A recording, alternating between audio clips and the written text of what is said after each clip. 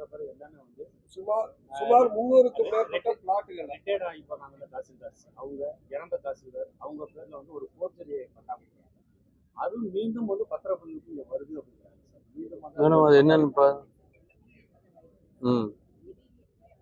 பரவாயில்ல, சொன்னதுக்காக அதை நீங்க செக் பண்ணுங்க, அது யாருன்னு சொல்லி அதே மாதிரி அவரே வந்து அங்க அறநிலையத்துறைக்கு சொந்தமான 2 ஏக்கரையும் ஆக்கிரமிப்பு பண்ணி வச்சிருக்காரு சார். அதோட மதிப்பு சுமார் 20. அவர் பேருனா அவர் பேர் குணசேகரன், கிளை செயலாளர், திமுக.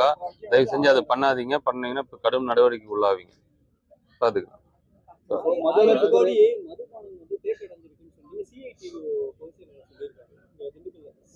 தமிழ்நாடு முழுவதும் பார்த்தீங்கன்னா 4000 மதுபான கடையில் 10,000 கோடி மதிப்பிலான மதுபாட்டில் வந்து தேக்கமடைஞ்சிருக்குது அப்படின்னு சொல்றாரு. இப்போ இது இல்லாமல் நீங்க 52 கம்பெனிக்கு போட போறேன்னா சரி, நானே என்ன முடிவு பண்ணலாம். அது இல்ல அப்படிதான் சொல்லி வந்தது. ஏற்கனவே வந்து அவங்க என்ன சொல்ல வர்றாருன்னு கேட்டீங்கன்னா, மதுப்பிரியர்கள் விரும்பக்கூடிய சரக்கு தான் கேட்கறாங்க, அதை தான் நாங்கள் கொடுத்த அந்த சூழ்நிலை இந்த மாதிரி அதிகமாக வரக்கூடியது ஸ்டாக் வந்து எல்லாமே ஸ்டாக்காக தான் இருக்குது.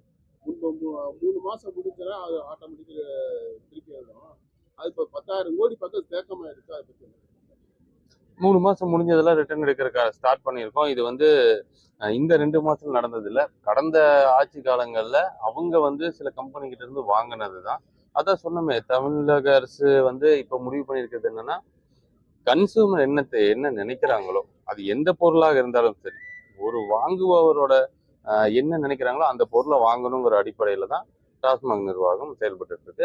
அதன்படி தான் வந்து பர்ச்சேஸுக்கான அந்த ப்ராசஸ் நடைமுறைகளை மாத்திருக்கும்.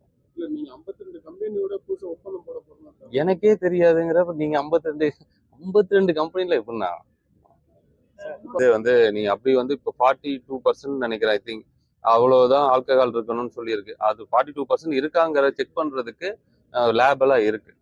உணவகங்களுக்குரிய மதுக்கடைகள் வந்து தமிழக அரசு வந்து முயற்சிட்டு வராங்க. 734வது தடவை இதுக்கு பதில் சொல்ல போறேன், கேளுங்க. அந்த ரெஸ்டோ பாருங்கிறது ஒரு டிஸ்கஷன்ல இருந்தது, நீங்க அப்படி நினைக்காதீங்க. அப்புறம் திடீர்னு தனியார் மையம்ங்கிறது ஒரு டிஸ்கஷன்ல இருந்தது. அப்போ தனியார் மையத்தை விவாதிக்கிறீங்களான்னா ஆமா, நாங்க இந்த துறையை சரி பண்றதுக்கான முயற்சிகள்ல இறங்கி இருக்கோம். ஆனா மக்கள் வேண்டான்னு சொல்ற எந்த விஷயத்தையும் இந்த அரசு செய்யாது. இந்த துறையை மாண்புமிகு முதலமைச்சர் என்கிட்ட சொல்லும் போது சொன்ன ஒரே விஷயம் என்னன்னா, இந்த துறையில நிறைய லீக்கேஜ் இருக்கு. இது வந்து கொஞ்சம் நெஞ்ச பணம் இல்லை. இந்த பணம் அரசு பணத்திலிருந்தும் நிறைய எடுத்துட்டாங்க, கன்சியூமர்ல இருந்து 10 ரூபா 5 ரூபாங்கிற பேர்ல நிறைய பணம் போயிருச்சு.